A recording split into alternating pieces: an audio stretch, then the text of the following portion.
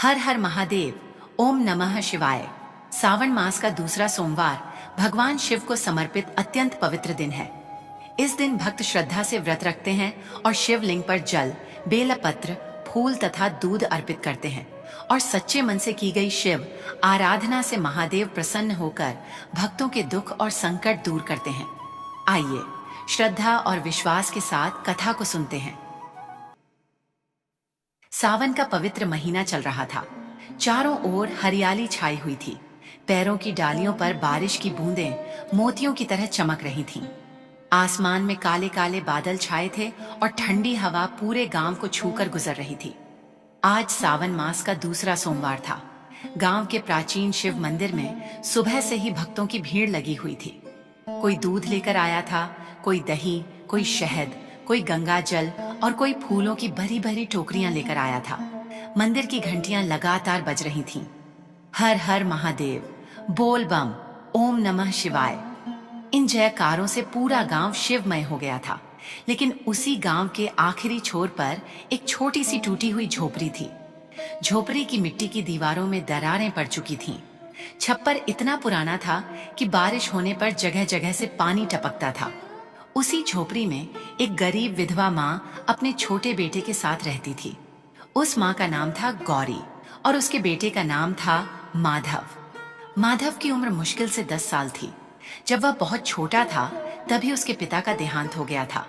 पति के जाने के बाद गौरी के जीवन में जैसे सब कुछ खत्म हो गया था। जिस आदमी के सहारे उसने जीवन के सपने देखे थे वही उसे बीच रास्ते में छोड़कर चला गया था।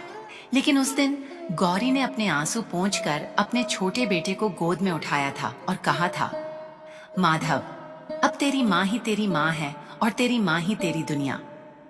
उस दिन से गौरी ने अपने बेटे के लिए जीना शुरू कर दिया था।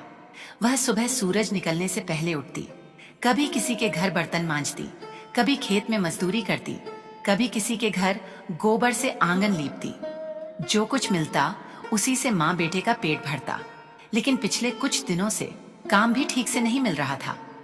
उस सावन के दूसरे सोमवार की सुबह भी गौरी चूल्हे के सामने बैठी थी। चूल्हा बुझा हुआ था। उसने मिट्टी के एक छोटे बर्तन को खोला।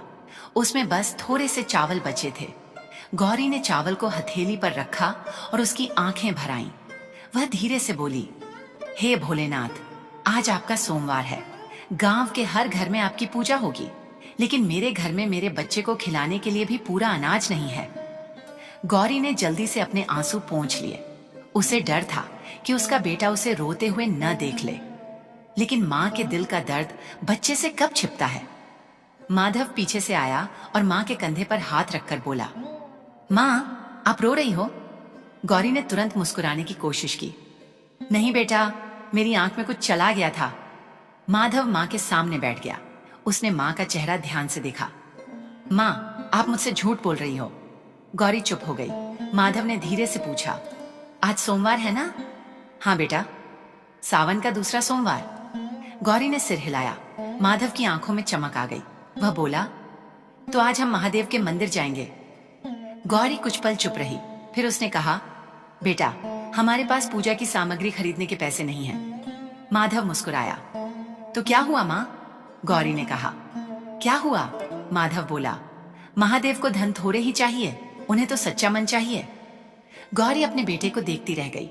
माधव फिर बोला, माँ, आज मैं नदी से जल लेकर आऊंगा, जंगल से बेलपत्र चुनकर लाऊंगा, फिर हम महादेव को जल चढ़ाएंगे। गौरी की आंखें भर आईं। लेकिन बेटा, माधव ने माँ का हाथ पकड़ लिया। माँ, आज हम महादेव को जल चढ़ाएंगे, फिर महादेव हमारी चिंता करेंगे। गौरी का हृदय कांप उठा। उसने बेटे को अपने सीने से लगा लिया। मेरे बच्चे, तुझे इतनी बड़ी बड़ी बातें कौन सिखाता है? माधव मुस्कुराया। आप। गौरी की आंखों से आंसू निकल पड़े।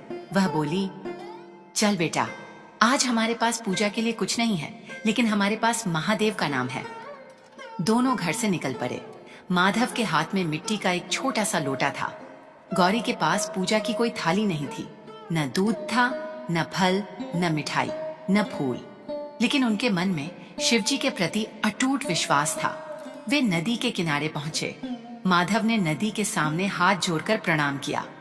हे माँ, मुझे मेरे भोलेनाथ के लिए जल दे दो। उसने लोटे में जल भरा, फिर वह जंगल की ओर गया। वहां उसे बेल का एक पैर दिखाई दिया। माधव ने पैर के नीचे हाथ जोड़कर कहा, भोलेनाथ, मेरे पास आपके लिए कुछ नहीं है, मैं बस ये बेलपत्र ला सकता हूँ, इसे स्वीकार कर लेना। उसने बड़े प्रेम से बेलपत्र चुने, एक भी पत्ता जमीन पर गिरने नहीं दिया। फिर वह द्वार कर माँ के पास आया। माँ देखो, महादेव के लिए बेलपत्र। गौरी ने बेलपत्र अपने हाथ में लिए। बहुत सुंदर है बेटा। माँ, अब महादेव खुश होंगे ना?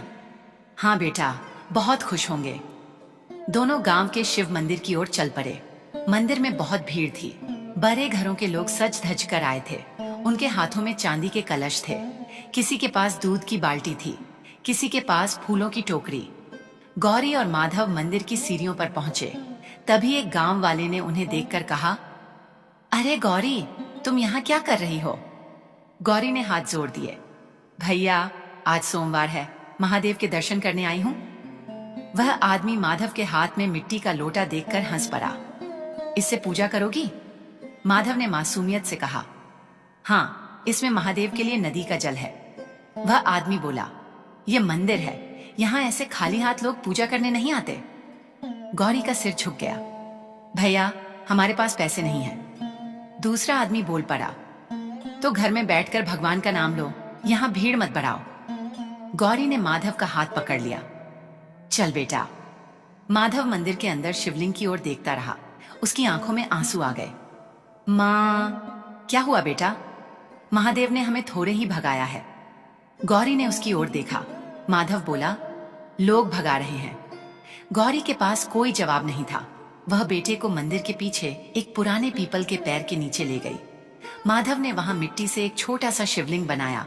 उसने नदी का जल सामने रखा, बेलपत्र दोनों हाथों में उठाए, फिर आंखें बंद करके बोला, ओम नमः शिवाय।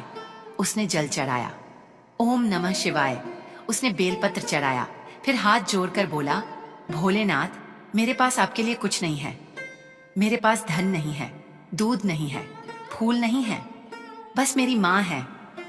माधव की आवाज भर्रा गई, और मेरी माँ बहुत दुखी है। भोलेनाथ, मेरी माँ को अब मत रुलाना। गौरी अपने आंचल से आंखें पोंछने लगी। माधव ने फिर कहा, अगर मेरी पूजा में कोई कमी हो गई हो तो मुझे माफ कर देना, लेकिन मेरी माँ की आंखों में आंसू मत आने देना। गौरी अपने बेटे को देखकर फूट फूट कर रो पड़ी। उसने उसे गले से लगा लिया। माधव, मेरे बच्चे।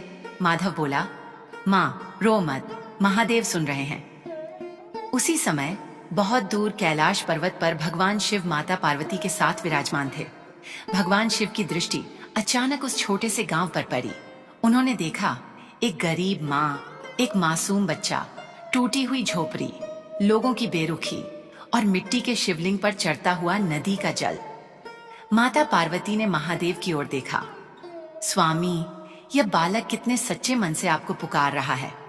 महादेव ने शांत स्वर में कहा, देवी, संसार धन से भक्त की कीमत लगाता है, लेकिन मैं उसके हृदय को देखता हूँ। माता पार्वती बोली, तो क्या आप इस माँ बेटे की सहायता करेंगे?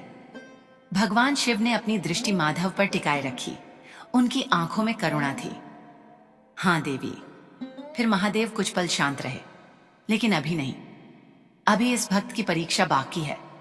माता पार्वती ने चिंतित होकर पूछा, और कितनी परीक्षा?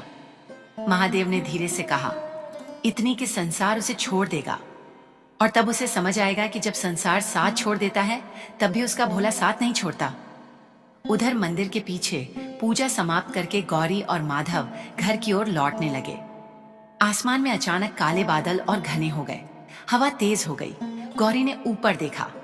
लगता है आज बहुत बारिश होगी। माधव बोला, माँ जल्दी चलो। दोनों अपनी झोपड़ी तक पहुंचे, लेकिन वहां पहुंचकर गौरी के कदम रुक गए। झोपड़ी की पिछली दीवार पहले से ही कमजोर थी। बारिश की पहली तेज बूंदें पड़ते ही मिट्टी झड़ने लगी। गौरी घबरा गई। माधव, सामान बाहर निकाल। दोनों ने जल्दी जल्दी अपना थोड़ा सा सामान बाहर निकाला। तभी एक जोरदार आवाज हुई, धड़ाम। झोपड़ी की पिछली दीवार गिर गई। माधव डर कर माँ से चिपक गया। माँ! गौरी ने उसे कसकर पकड़ लिया। डर मत बेटा, मैं हूं। लेकिन तभी बारिश और तेज हो गई। छप्पर भी टूटने लगा। गौरी ने आसमान की ओर देखा। हे महादेव, उसकी आवाज कांप रही थी। अब हम कहाँ जाएंगे? माधव ने माँ का हाथ पकड़ लिया। उसकी आंखों में आंसू थे, लेकिन आवाज में विश्वास था। माँ, आपने ही तो कहा था ना। क्या? महादेव अपने भक्त को कभी अकेला नहीं छोड़ते। गौरी ने बेटे को देखा और उसी क्षण नियति ने ऐसा खेल खेला कि इस माँ बेटे के जीवन की सबसे कठिन रात शुरू हो गई।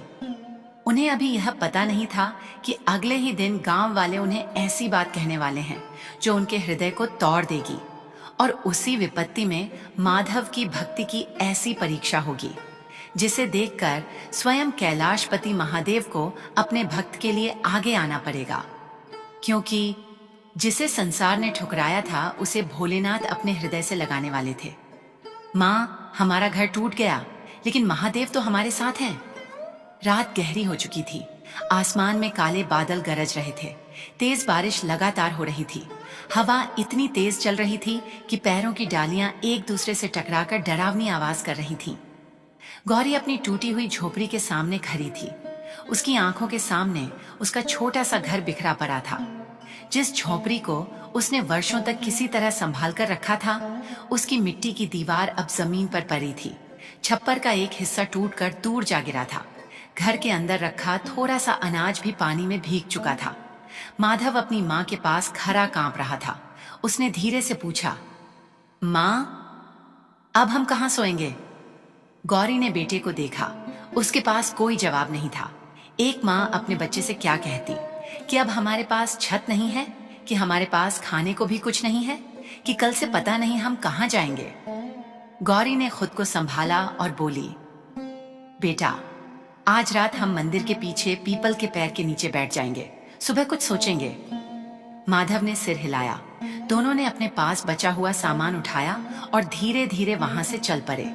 बारिश कुछ कम हुई थी। पीपल के पैर के नीचे पहुंचकर गौरी ने अपनी पुरानी साड़ी का एक हिस्सा जमीन पर बिछा दिया। माधव उसी पर बैठ गया। उसके कपड़े पूरी तरह भीग चुके थे। गौरी ने अपने आंचल से बेटे के बाल पोंछे। बहुत ठंड लग रही है बेटा, माधव ने सिर हिलाकर कहा। नहीं माँ, गौरी ने उसके चेहरे को छुआ। उसका शरीर ठंड से कांप रहा था। झूठ मत बोल, माधव मुस्कुराया। अगर मैं कह दूंगा कि ठंड लग रही है तो आप रोओगी। गौरी की आंखें भर आईं। तू इतना बड़ा कब हो गया रे?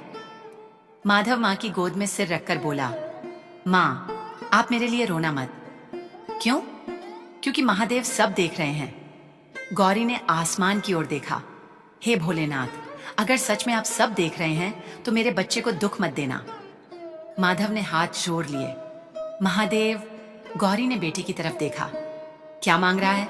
माधव बोला। अपने लिए कुछ नहीं, तो आपके लिए। गौरी का गला भराया। क्या मांग रहा है मेरे लिए? माधव बोला, मैं मांग रहा हूं कि मेरी मां को फिर कभी किसी के सामने हाथ न फैलाना पड़े। गौरी ने बेटे को सीने से लगा लिया। माधव दोनों देर तक एक दूसरे से लिपट कर रोते रहे। उस रात उनके पास न भोजन था, न घर, न बिस्तर, लेकिन एक चीज थी, महादेव पर विश्वास। उधर कैलाश पर्वत पर भगवान शिव शांत भाव से सब देख रहे थे।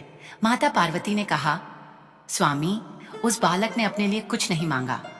महादेव बोले, यही तो उसकी भक्ति की शक्ति है देवी। जो भक्त अपने दुख से पहले अपने प्रियजन के दुख को देखता है, उसकी पुकार मेरे हृदय तक सीधे पहुंचती है। माता पार्वती ने पूछा, तो क्या अब उसकी परीक्षा समाप्त होगी? महादेव ने कहा, अभी एक और परीक्षा शेष है, लेकिन इस बार परीक्षा केवल गरीबी की नहीं होगी। इस बार संसार उसके विश्वास को तोड़ने की कोशिश करेगा। अगली सुबह सूरज निकला। बारिश रुक चुकी थी, लेकिन गौरी और माधव के जीवन में कोई उजाला नहीं आया था। माधव उठकर अपनी माँ के लिए पानी लेने गया। वह गांव के कुएं के पास पहुंचा। कुएं पर पहले से कुछ महिलाएं पानी भर रही थीं। माधव ने धीरे से कहा, चाची, मैं थोड़ा पानी ले लूं? एक महिला ने उसे देखकर कहा, तुम्हारे घर में कुआं नहीं है क्या? माधव बोला, हमारा घर तो टूट गया। दूसरी महिला ने कहा, तो गांव वालों के भरोसे कब तक रहोगे? माधव चुप हो गया। उसने रस्सी उठाने की कोशिश की। तभी एक महिला ने उसका हाथ झटक दिया। हटो, पहले हम पानी भरेंगे। माधव पीछे हट गया। उसकी आंखें नम थीं, लेकिन उसने कोई शिकायत नहीं की। वह खाली लोटा लेकर वापस लौट आया। गौरी ने पूछा, पानी नहीं मिला? माधव ने सिर झुका लिया। माँ, वहां भीड़ थी। गौरी सब समझ गई। उसने बेटे को गले लगा लिया। कोई बात नहीं बेटा। फिर उसने कहा, आज मैं काम ढूंढने जाऊंगी। माधव बोला, मैं भी चलूंगा। नहीं। क्यों? तू मेरे साथ रहेगा। लेकिन माँ, गौरी ने बेटे का चेहरा अपने हाथों में लिया। तू मेरा बेटा है, मजदूर नहीं। माधव मुस्कुराया। माँ, अगर आपके दुख में मैं साथ नहीं दूंगा तो बेटा किस काम का? गौरी कुछ बोल नहीं पाई। दोनों काम की तलाश में गांव की ओर चल पड़े। सबसे पहले गौरी गांव के एक बड़े घर में गई। बहन, कोई काम हो तो दे दो।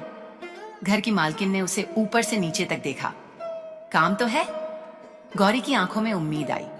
क्या काम है? लेकिन पहले बताओ, तुम रहने कहाँ लगी हो? गौरी ने कहा, झोपड़ी गिर गई है, अभी मंदिर के पीछे पीपल के पैर के नीचे रह रही हूं। महिला ने तुरंत कहा, तो हमारे घर मत आना। गौरी चौंक गई। क्यों बहन? मुझे बीमारी फैलने का डर है। गौरी ने हाथ जोड़ दिए। मैं साफ सफाई का पूरा ध्यान रखूंगी। नहीं, तुम कहीं और काम देखो। दरवाजा बंद हो गया। गौरी कुछ पल वहीं खड़ी रही, फिर धीरे से पीछे मुड़ी। माधव दूर खड़ा सब देख रहा था। उसने पूछा, माँ, काम मिल गया? गौरी ने मुस्कुराकर कहा, नहीं बेटा, आज काम नहीं था। माधव समझ गया कि माँ झूठ बोल रही है, लेकिन उसने कुछ नहीं पूछा। दोनों आगे बढ़े। एक घर, फिर दूसरा, फिर तीसरा, हर जगह वही जवाब। काम नहीं है, जगह नहीं है, तुम्हें नहीं रख सकते, किसी और के घर जाओ। दोपहर तक माँ बेटे थक चुके थे। माधव का पेट भूख से मरहोड़ रहा था। गौरी के पास उसे देने के लिए कुछ नहीं था। आखिर वह एक पैर के नीचे बैठ गई। माधव भी उसके पास बैठ गया। गौरी ने कहा, बेटा, थोड़ी देर आराम कर लेते हैं। माधव ने माँ की तरफ देखा। माँ, आपको भूख लगी है? गौरी ने कहा, नहीं। माधव हंस पड़ा। आप फिर झूठ बोल रही हो। गौरी ने आंखें झुका ली। माधव ने अपनी जेब में हाथ डाला। वहां एक छोटा सा सूखा टुकड़ा था। कल धनराज के खेत में काम करते समय उसे अनाज की बोरी के पास मिला था। माधव ने उसे माँ की ओर बढ़ाया। माँ, आप खा लो। गौरी ने पूछा, तूने कब से बचा कर रखा था? कल से। तूने खुद क्यों नहीं खाया? माधव बोला, मुझे पता था आपको भूख लगेगी। गौरी की आंखों से आंसू बह निकले। उसने टुकड़ा बेटे के मुंह में डाल दिया। पहले तू खा। माधव बोला, आधा आधा। दोनों ने उस छोटे से टुकड़े को आधा आधा बांट लिया। वह भोजन बहुत छोटा था, लेकिन उस दिन उस माँ बेटे के लिए वही किसी राजभोज से कम नहीं था। गौरी ने आकाश की ओर देखा। हे महादेव, मेरे बच्चे के लिए कुछ कर दीजिए। माधव ने तुरंत कहा, माँ, ऐसे मत मांगो। क्यों? महादेव को पता है। क्या पता है? उन्हें पता है कि हमें क्या चाहिए। गौरी ने पूछा, तुझे इतना विश्वास कैसे है? माधव ने कहा, क्योंकि जब मैं मंदिर के पीछे आपको लेकर पूजा कर रहा था ना, तब मुझे लगा था कि महादेव मेरे पास खड़े हैं। गौरी ने कांपती आवाज में पूछा, तुझे सच में ऐसा लगा? हाँ माँ। कैसे? माधव ने आंखें बंद कर ली, जैसे किसी ने मेरे सिर पर हाथ रखा हो। गौरी की आंखें फैल गईं। फिर मेरे मन में आवाज आई, डर मत। गौरी कुछ पल तक बेटे को देखती रही, फिर उसने दोनों हाथ जोड़ लिए। हर हर महादेव। उसी समय वहां से गांव का साहूकार धनराज गुजर रहा था। उसने माँ बेटे को पैर के नीचे बैठे देखा। वह रुक गया। गौरी। गौरी खड़ी हो गई। जी सेठ जी। धनराज बोला, कल तुमने मेरे खेत में काम किया था। जी। आज भी काम चाहिए? गौरी ने तुरंत कहा। जी सेठ जी। धनराज बोला, तो आज से तुम मेरे गोदाम में काम करो। गौरी ने राहत की सांस ली। धन्यवाद सेठ जी। धनराज ने माधव की ओर देखा। और लड़का? गौरी तुरंत बोली, इसे साथ नहीं ले जाऊंगी। धनराज ने कहा, तो तुम्हारी मजदूरी आधी होगी। गौरी चुप हो गई। धनराज ने आगे कहा, सोच लो। गौरी ने अपने बेटे को देखा, फिर बोली, सेठ जी, मैं अकेली ही काम कर लूंगी। धनराज हंस पड़ा। गरीबी में भी बहुत स्वाभिमान है तुम्हारा। वह चला गया। माधव ने माँ का हाथ पकड़ लिया। माँ, आपने मुझे क्यों नहीं भेजा? गौरी ने कहा, क्योंकि तू मेरा बेटा है। लेकिन कोई बात नहीं, मैं ज्यादा काम कर लूंगी। माधव की आंखों से आंसू बहने लगे। माँ, मैं बड़ा होकर आपको कभी काम नहीं करने दूंगा। गौरी मुस्कुराई। बस इतना कर देना बेटा, भगवान को मत भूलना। माधव बोला, महादेव को कैसे भूल सकता हूँ। उसी क्षण अचानक मंदिर की दिशा से घंटी की आवाज आई। टन टन टन। माधव ने पीछे मुड़कर देखा। मंदिर तो काफी दूर था। वह बोला, माँ, मंदिर की घंटी अपने आप क्यों बज रही है? गौरी ने ध्यान से सुना। घंटी की आवाज लगातार आ रही थी। गांव के लोग भी मंदिर की ओर देखने लगे। कुछ लोग द्वार कर वहां पहुंचे। थोड़ी देर बाद गांव में खबर फैल गई, मंदिर के शिवलिंग पर बिना किसी के जल चढ़ा है और शिवलिंग पर ताजा बेलपत्र रखा है। लोग आश्चर्य से एक दूसरे का चेहरा देखने लगे। माधव चुप खड़ा था। उसने अपनी माँ की ओर देखा, फिर धीरे से बोला, माँ, क्या हुआ? मैंने कल महादेव से कहा था ना कि मेरे पास कुछ नहीं है। हाँ, शायद उन्होंने आज खुद बता दिया कि उन्हें मेरी पूजा स्वीकार है। गौरी ने बेटे को सीने से लगा लिया, लेकिन तभी गांव के एक व्यक्ति ने माधव की ओर उंगली उठाकर कहा, यही लड़का होगा, इसने जरूर कुछ किया है। दूसरा बोला, हाँ, मंदिर में चोरी भी हो सकती है। तीसरा बोला, इसे पकड़ो। गौरी घबरा गई। नहीं, मेरा बेटा ऐसा नहीं कर सकता। माधव डर कर मां से चिपक गया और तभी गांव वालों की भीड़ उनके चारों ओर जमा होने लगी। दूर कैलाश पर्वत पर बैठे भगवान शिव ने अपनी आंखें खोल दी। उनकी दृष्टि गंभीर हो गई, क्योंकि अब माधव की परीक्षा गरीबी से नहीं बल्कि लोगों के आरोपों से होने वाली थी। और इस बार भोलेनाथ अपने भक्त की परीक्षा कितनी देर तक देखते रहेंगे। जिसे गांव ने दोषी कहा, उसे महादेव अपना भक्त कहते थे। मंदिर के बाहर देखते ही देखते गांव के बहुत से लोग इकट्ठा हो गए। किसी के चेहरे पर गुस्सा था, किसी के चेहरे पर शक। माधव अपनी मां गौरी के पीछे छिपा खड़ा था। गौरी ने दोनों हाथ जोर रखे थे। वह बार बार कह रही थी, मेरा बेटा ऐसा नहीं कर सकता। लेकिन उसकी बात सुनने वाला कोई नहीं था। गांव का एक आदमी आगे बढ़कर बोला, तो फिर बताओ, सुबह मंदिर में बिना किसी के जल कैसे चढ़ गया? गौरी बोली, मुझे नहीं मालूम। दूसरा आदमी बोला, और बेल पत्र भी चढ़ा हुआ है। तीसरा आदमी माधव की ओर देखकर बोला, कल इसे मंदिर के पीछे पूजा करते देखा गया था, जरूर इसी ने कुछ किया होगा। माधव ने कांपती आवाज में कहा, मैंने कुछ गलत नहीं किया। एक आदमी हंस पड़ा, गरीबों की यही चाल होती है, पहले भगवान के नाम पर लोगों का विश्वास जीतते हैं, फिर चोरी करते हैं। गौरी का हृदय चीर गया। उसने हाथ जोड़कर कहा, मेरे बच्चे पर ऐसा आरोप मत लगाइए। वह आदमी बोला, अगर निर्दोष है तो मंदिर के अंदर जाकर बता दें कि उसने क्या किया। माधव धीरे धीरे आगे आया। उसने शिवलिंग की ओर देखा, फिर हाथ जोड़कर बोला, महादेव जानते हैं कि मैंने कुछ नहीं किया। गांव का आदमी बोला, भगवान को बीच में मत लाओ। माधव की आंखों में आंसू आ गए। उसने अपनी मां की ओर देखा। मां, गौरी ने बेटे का हाथ पकड़ लिया। डर मत बेटा। माधव बोला, मां, अगर महादेव सच में सब जानते हैं तो एक दिन सबको पता चल जाएगा। गौरी ने उसे सीने से लगा लिया, लेकिन गांव वालों का गुस्सा शांत नहीं हुआ। एक बुजुर्ग ने कहा, इन्हें गांव से बाहर कर देना चाहिए। दूसरा बोला, हाँ, जब से ये लोग गांव के किनारे रहने लगे हैं, कोई ना कोई परेशानी हो रही है। गौरी के पैरों तले जमीन खिसक गई। हमें गांव से मत निकालिए, उसने रोते हुए कहा। हम गरीब हैं, लेकिन चोर नहीं हैं। कोई उसकी बात सुनने को तैयार नहीं था। उसी समय धनराज भी वहां आ गया। उसने भीड़ को देखकर पूछा, क्या हुआ?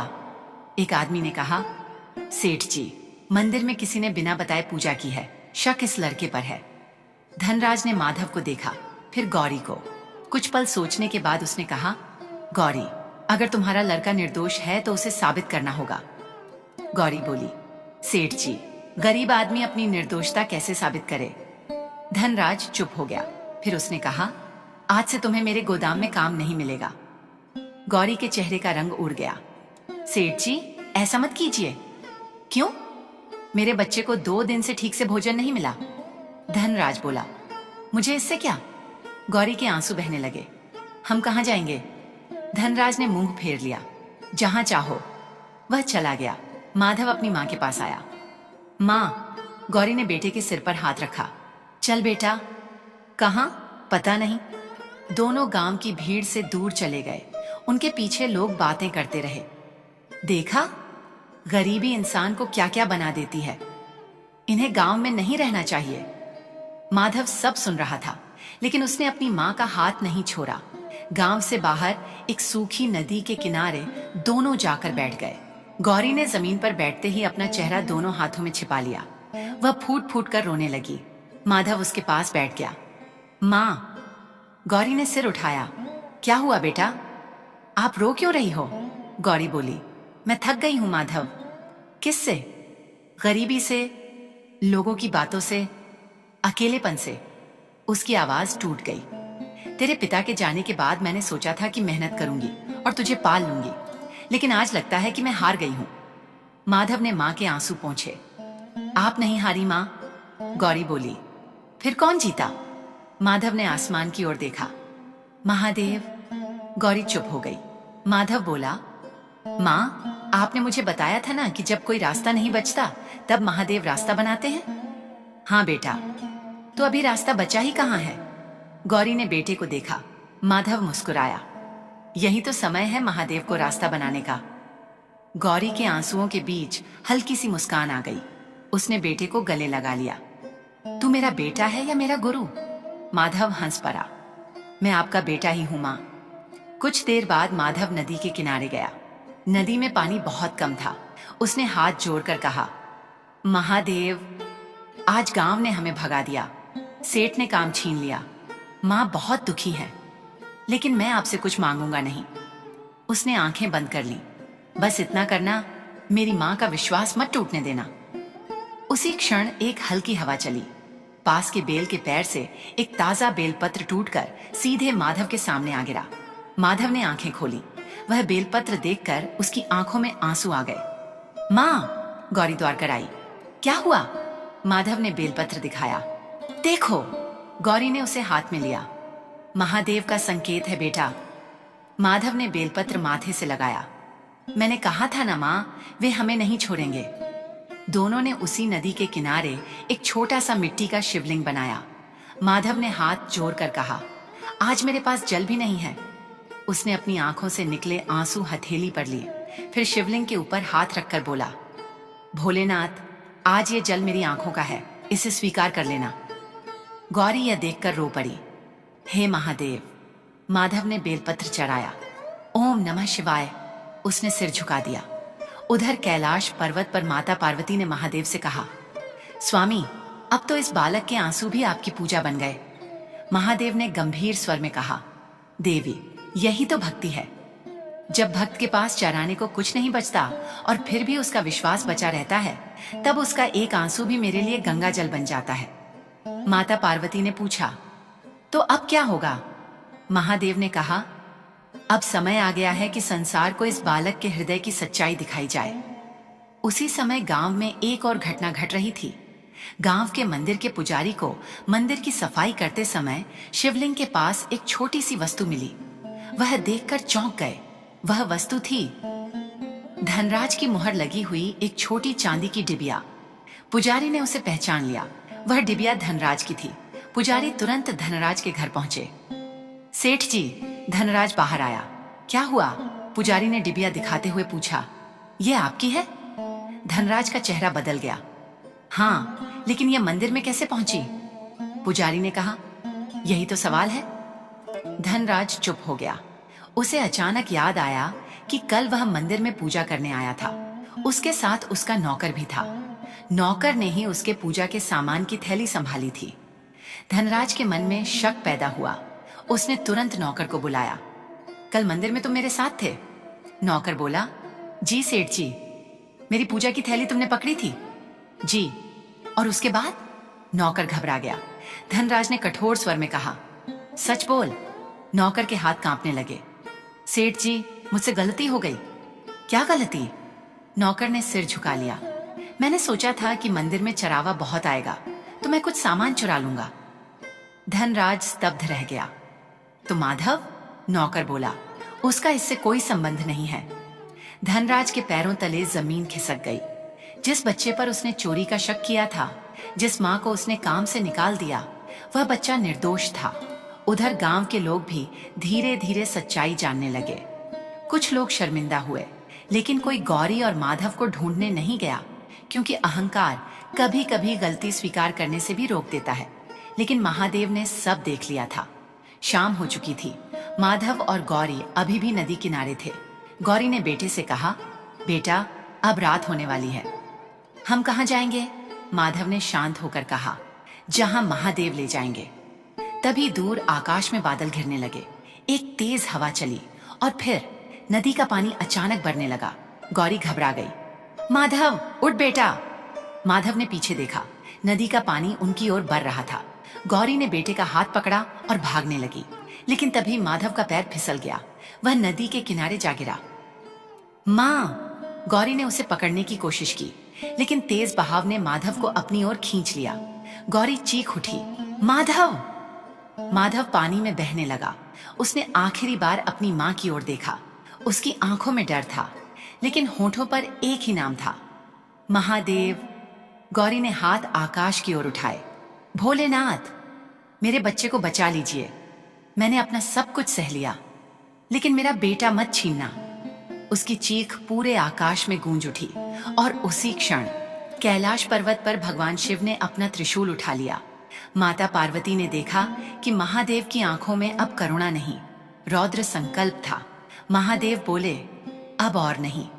जिस भक्त ने हर परिस्थिति में मेरा नाम लिया है, आज मैं स्वयं उसके पास जाऊंगा।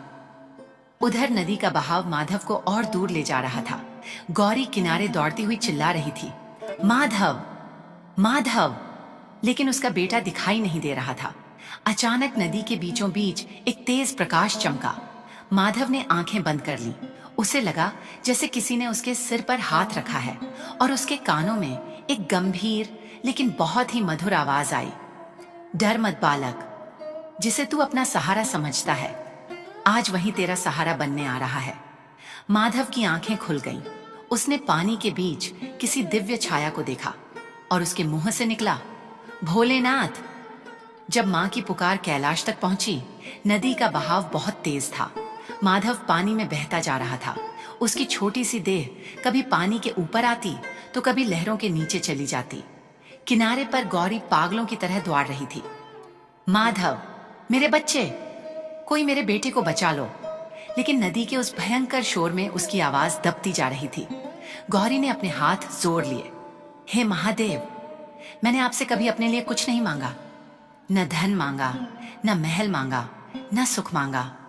उसकी आवाज कांपने लगी। बस एक ही चीज है मेरे पास, मेरा माधव। उसे मुझसे मत छीनना भोलेनाथ। गौरी वहीं नदी के किनारे घुटनों के बल बैठ गई। उसके आंसू लगातार बह रहे थे। उधर नदी के बीच माधव को अब कुछ दिखाई नहीं दे रहा था। चारों ओर पानी ही पानी था। उसने हाथ पैर चलाने की कोशिश की, लेकिन वह बहुत थक चुका था। उसके होंठ कांप रहे थे। वह धीरे से बोला, महादेव।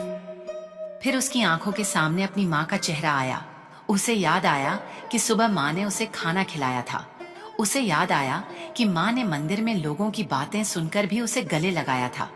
उसे याद आया कि जब घर गिरा था तब माँ ने खुद भीग कर उसे बचाया था।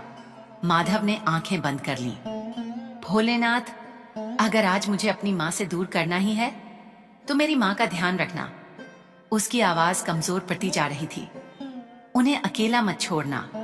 और तभी उसके कानों में वही दिव्य आवाज गूंजी, डर मत बालक।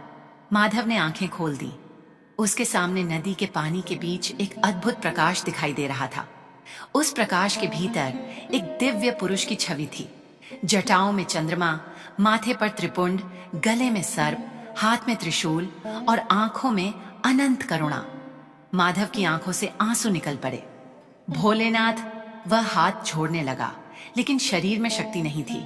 तभी उसे लगा जैसे किसी ने उसके कंधे को सहारा दे दिया हो। उसका शरीर पानी के ऊपर स्थिर हो गया। महादेव की दिव्य छवि ने कहा, जिस दिन तूने अपनी माँ के लिए मुझसे प्रार्थना की थी, उसी दिन तूने मेरा हृदय जीत लिया था। माधव रोते हुए बोला, प्रभु, मेरी माँ बहुत दुखी है। महादेव ने कहा, मैं जानता हूं, तो उन्हें बचा लीजिए। मैं उन्हें अकेला नहीं छोड़ूंगा। माधव ने पूछा, और मुझे? महादेव मुस्कुराए, तू भी तो मेरा ही है। इतना कहते ही तेज प्रकाश चारों ओर फैल गया। माधव को लगा जैसे किसी ने उसे अपनी गोद में उठा लिया हो, और अगले ही क्षण वह नदी के किनारे एक बड़े पत्थर के पास आकर गिरा।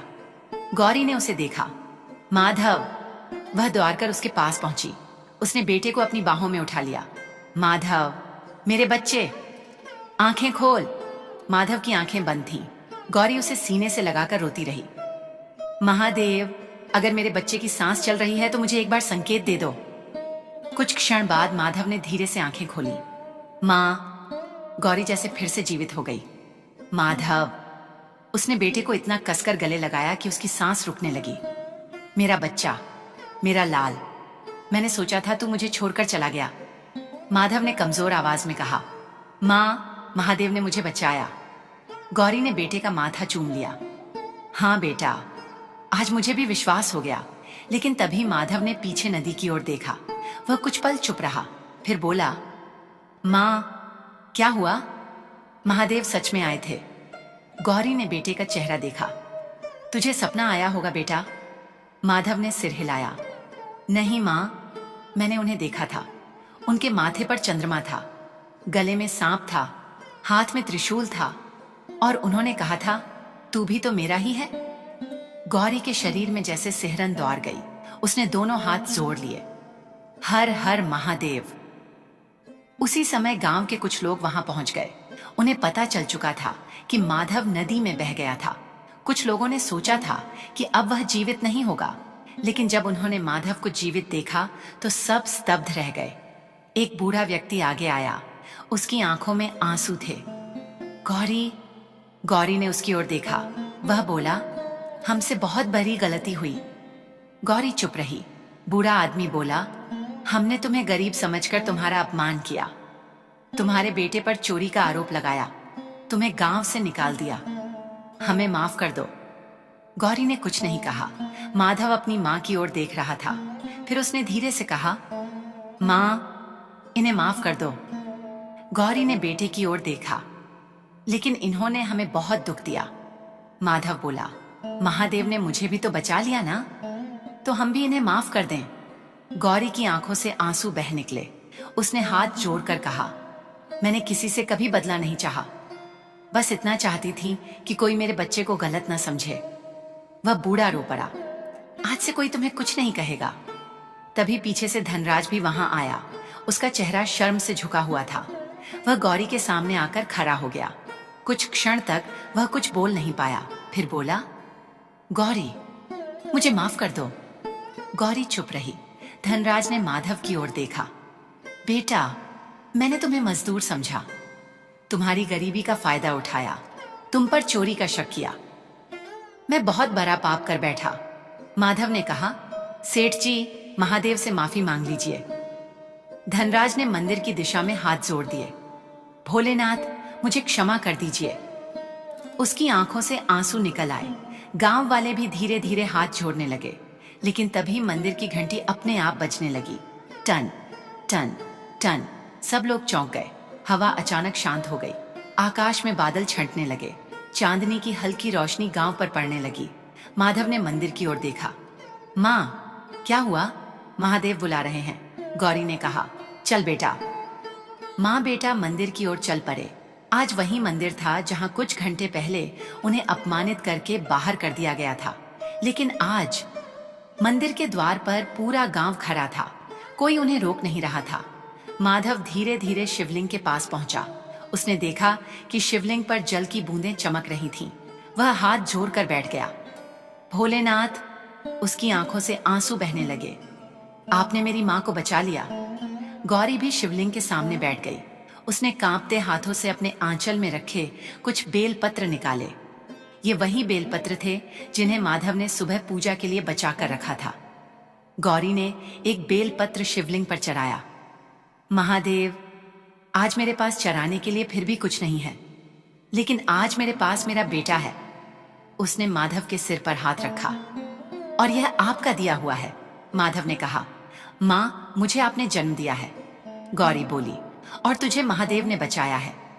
माधव मुस्कुराया। फिर दोनों ने मिलकर कहा, ओम नमः शिवाय।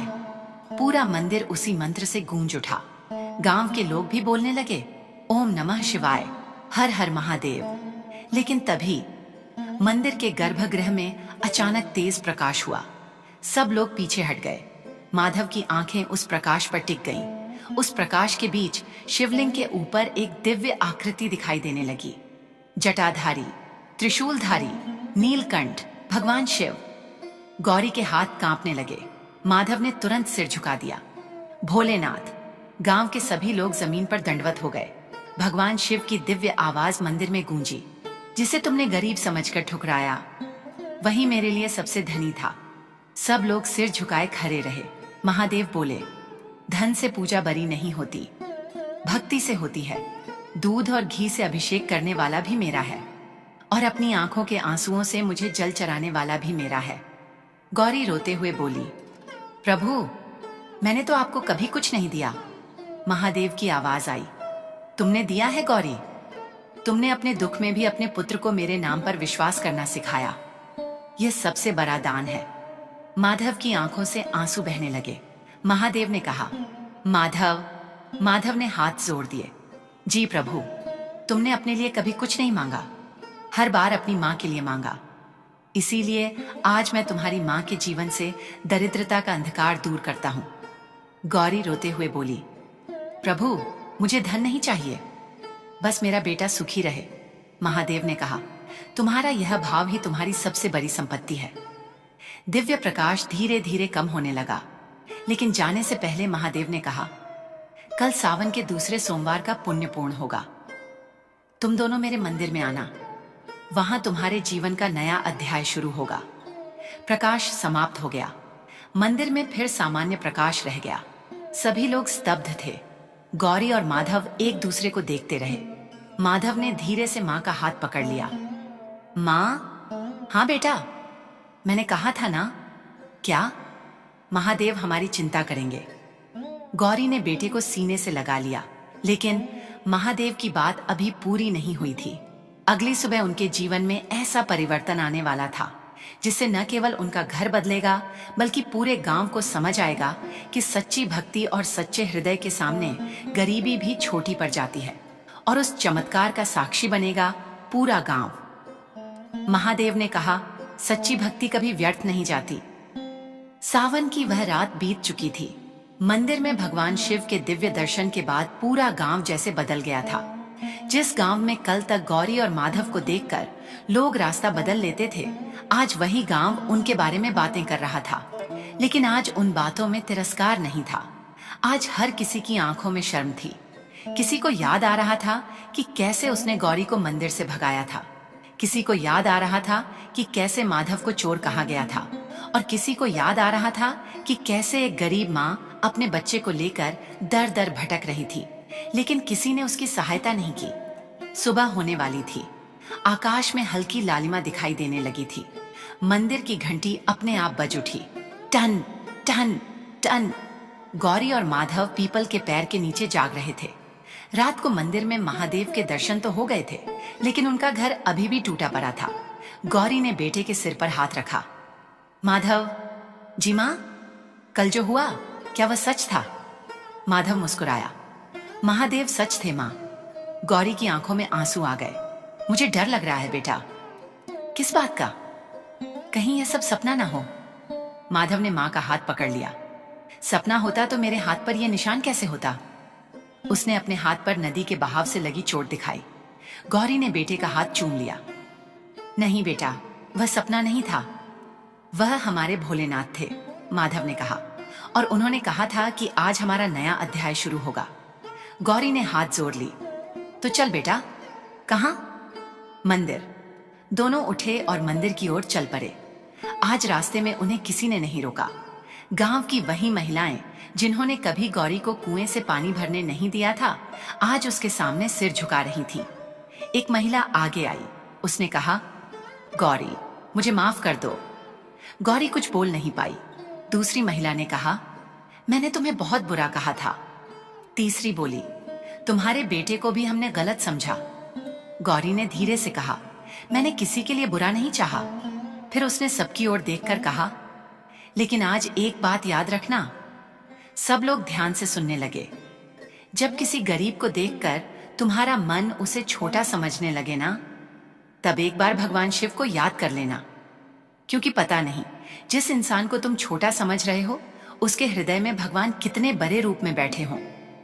सभी की आंखें नम हो गईं। माधव अपनी मां को देखकर मुस्कुरा रहा था। दोनों मंदिर में पहुंचे। आज मंदिर का वातावरण बिल्कुल अलग था। फूलों की सुगंध थी, घंटियों की मधुर आवाज थी, लेकिन सबसे बड़ा परिवर्तन यह था कि आज मंदिर के द्वार पर गौरी और माधव के लिए सबसे पहले जगह बनाई गई। पुजारी जी आगे आए। उन्होंने माधव का हाथ पकड़ लिया। बेटा, कल मैंने भी तुम्हें बचाने की कोशिश नहीं की, मुझे भी क्षमा कर दो। माधव ने तुरंत उनके पैर छू लिए। आप बड़े हैं, आप मुझे आशीर्वाद दीजिए।